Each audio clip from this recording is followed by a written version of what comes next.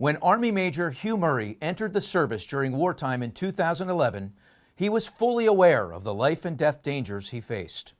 What he never thought he'd have to contend with while overseas was tragic loss of life at home. In a story that shook the country almost 10 years ago to this day, Murray's sister Jayna was brutally murdered in March of 2011 while working at Lululemon in Bethesda, Maryland. Our February 2021 NFM Salute honors both Hugh and the memory of his sister Jayna. And joining us now from his home in Richmond, Virginia is Hugh Murray. Hugh, thank you for being with us on NFM TV and agreeing to be our NFM Salute for the month of February 2021. Thank you, Greg. Let's jump right into your military service. What inspired you to serve? I have come from a long history of family that have served in the military. My grandfather served in the Air Force in World War II. My dad was in the Army in Vietnam, and my uncle served in the Navy. Kind of brought me up in a mindset of wanting to serve in the military. You took the path of judge advocate. I guess you wanted to serve and you wanted to be a lawyer at the same time. So how do those two kind of latch onto one another? So I graduated from law school in 2006, and I still had high ambition to serve in the military. And so as a judge advocate, I'm a uniformed soldier, but I provide legal advice to commanders and soldiers. So in 2011, you were deployed to Iraq.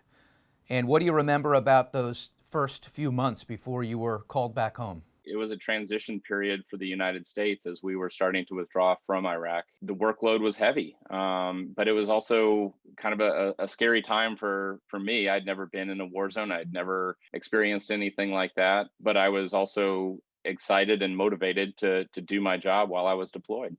And you were prepared for anything, right? I mean, you put your life in harm's way and you knew that you might give your life for your country. And obviously you were at peace of mind with that. But what you weren't expecting was tragic loss of life at home. Talk to us about that experience of getting that phone call that your sister Jayna had been brutally murdered back in the States on March 11th, 2011.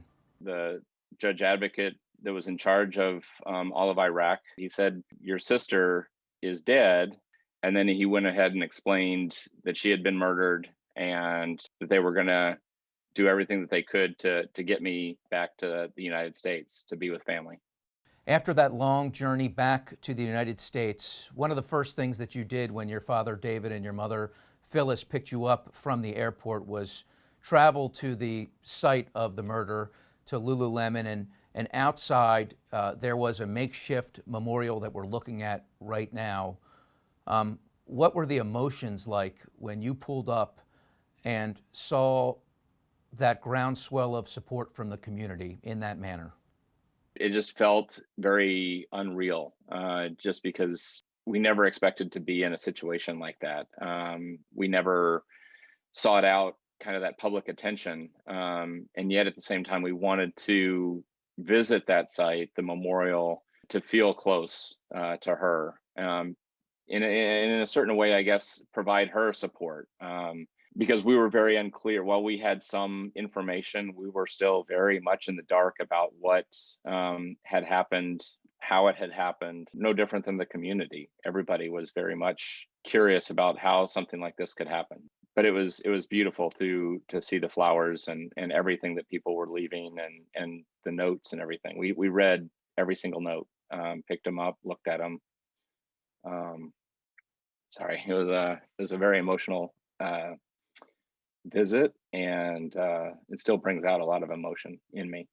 And Jayna was so intelligent, so gifted. She graduated from GW. She was in a graduate program at Johns Hopkins University at the time, and she always stood for what was right. And in this moment, when a coworker of hers was caught stealing something in Lululemon, she stood up and she did what she thought was right. I take it you weren't surprised, knowing Jayna and her DNA, that she was trying to do the right thing.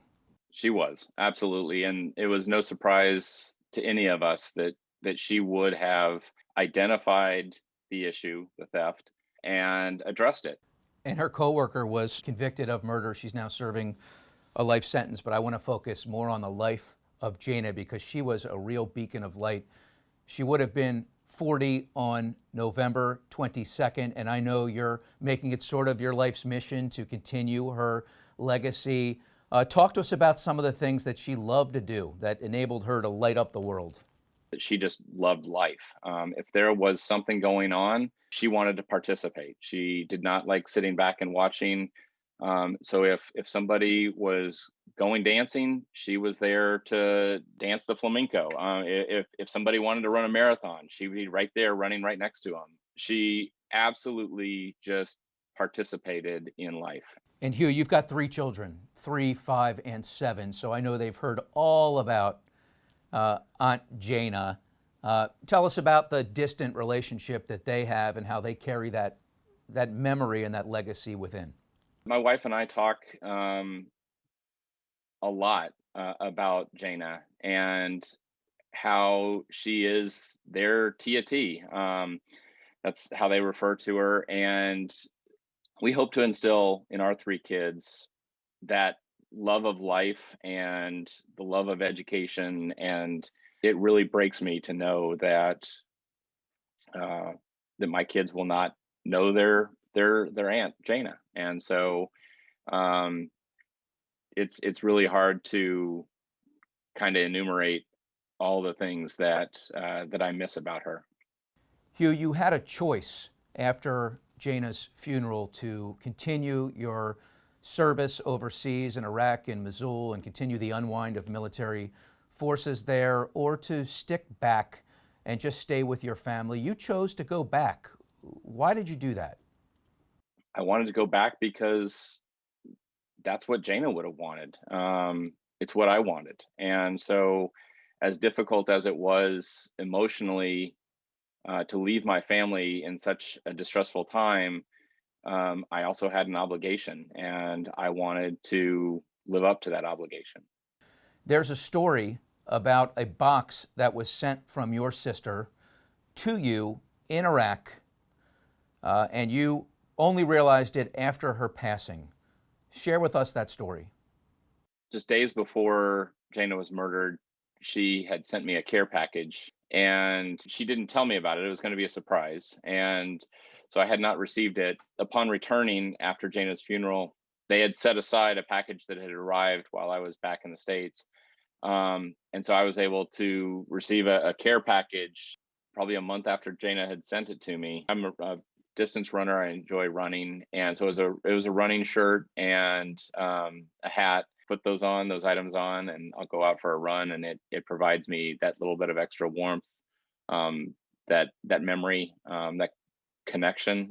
Well, her legacy lives on, and now more people know about what a vibrant, beautiful, intelligent person Jayna was. And you set up the Jayna Troxell Murray Foundation, which supports and promotes the interests and passions that enriched Jayna Murray's life. We really wanted to try to distill down some of the more impactful things that she did in her life that really gave her direction and purpose. And so much of it is education. Her education at GW, like you mentioned, her continuing education at Johns Hopkins. We've set up scholarship funds for those 2 institutions in Jayna's name. And then we've also provided funds for scholarship to a couple of the other camps and dance facilities that Jayna participated in.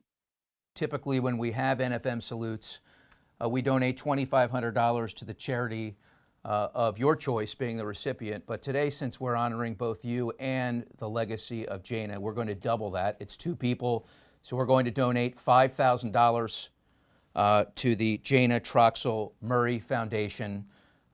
It just means so much to us that you served, and we share your loss. Greg, I truly appreciate that. That's going to do a lot to support our foundation. Thank you.